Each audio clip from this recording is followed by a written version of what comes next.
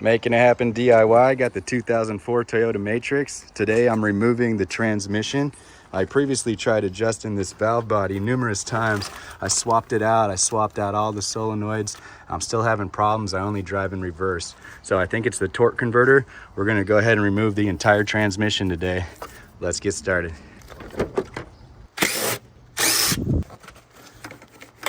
Remove the connection to the mass airflow sensor, as well as to the purge valve.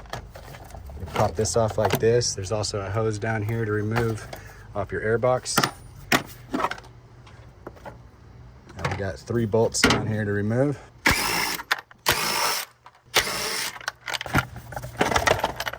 Remove this wiring harness. It's connected to your starter, so we're gonna disconnect the wiring and pull the harness out. It's gonna come out back here. First, I'm gonna remove these clips. Just push the tab, comes up.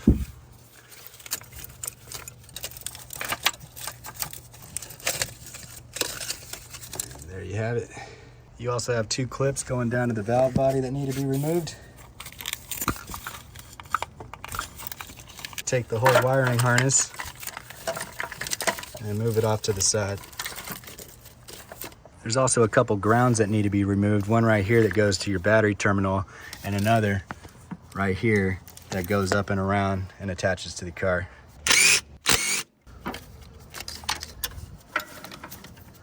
From the top of the engine, you just need to come down and remove the wiring to the speed sensor. The easiest way to remove the starter is by taking this fan shroud out. You got a 10mm bolt right here, another right here, and then you just take off this hose and the whole thing will pull straight on up. You just have to remove the electrical connection and it'll come right on out. Tons of room to work with and real easy to get to this starter. This starter's connected by 2 14mm bolts, one right here to the bell housing, and your other one's right here.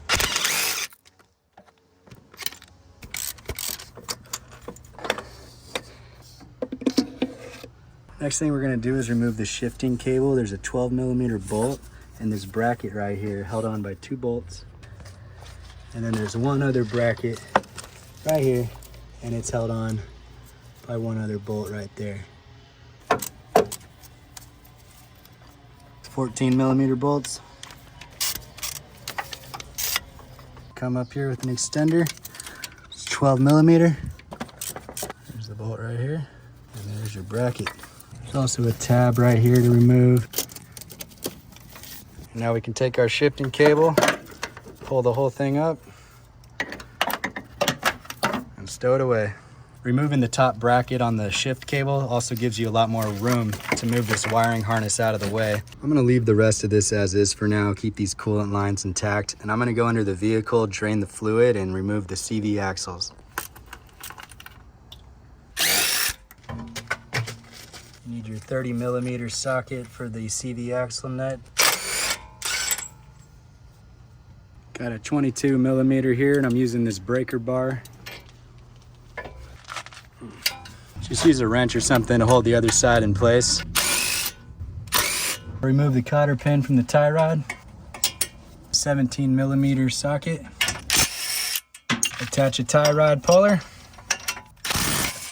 Brake line holder.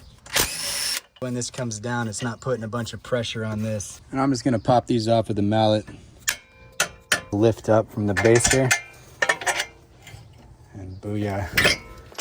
CV axle slides right on out. I'm gonna go ahead and use my vice grip slide hammer that I made and just repeat the process on both sides. Transmission cooler lines, get those removed, and then we're gonna start removing all the bell housing bolts. Unclamp them from their hoses. From the passenger side, you got 4 bell housing bolts. 1, 2, 3, and 4.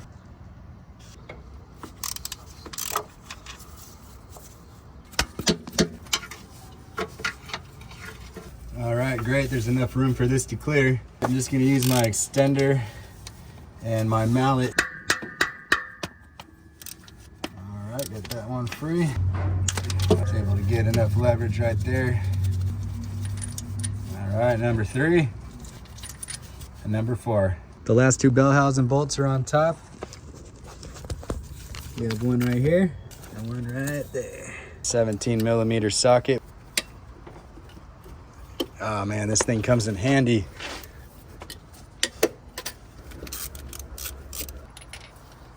Five. Number 6. And you got 2 more from the starter, so a total of 8. All we have left now are the 3 motor mounts. 1 and 2 for the motor and 3 for the transmission. So now we're gonna jack up the engine on a block just to make sure that it's supported, and then we're gonna get the jack stand underneath the transmission. That should be good right there. You can access the rear motor mount bolt from the driver's side. You just need a couple extender bars and a 17 millimeter. And there you have it. Underneath you have 2 14 millimeter bolts and 2 14s right here. Breaker bar for the wind.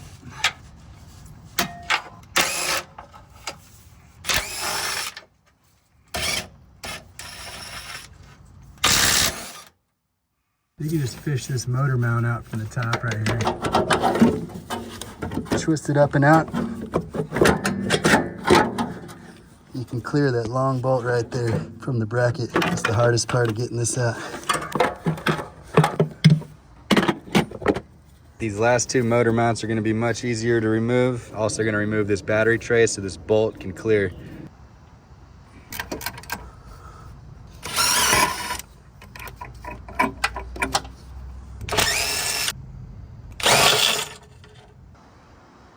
You got 3 10 millimeter bolts on the battery tray holder.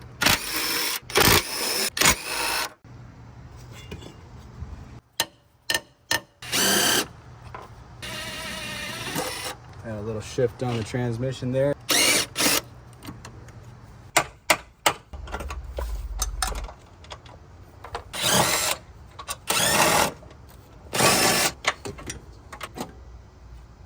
The bell housing's already coming free from the engine block. Make sure to put an oil pan underneath the car. So to use the strap and ratchet, I need to turn this transmission jack the other way so that I can go around the transmission rather than over the bell housing.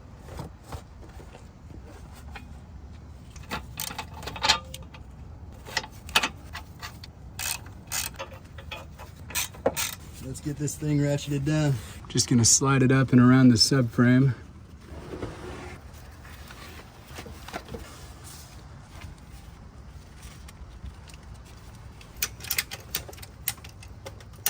All right, we're nice and tight.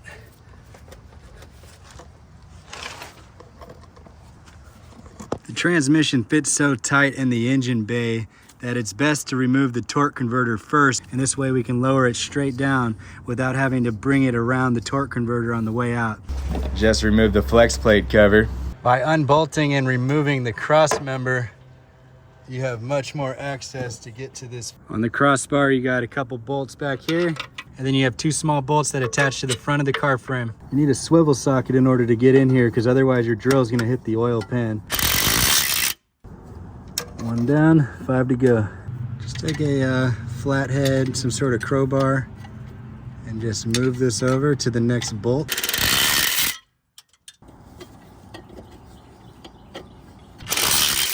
All right, all the bolts are removed. We're going to be able to free this torque converter.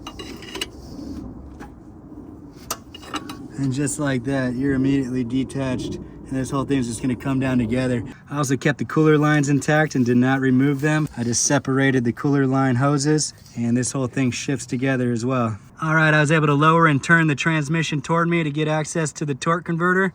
You can also see this CV axle is doing just fine without being removed. On the other side though, I removed this CV axle because it was hitting the subframe. You can remove this as easy as just grabbing. And there it goes. All right, got the replacement torque converter ready to reinstall. You're looking for 2 clicks, so once you get it on, keep spinning it until it drops in further. All right, double click. In all the way. Just apply a little white lithium grease to the mounting point. And that's how you do it yourself, save money and prosper.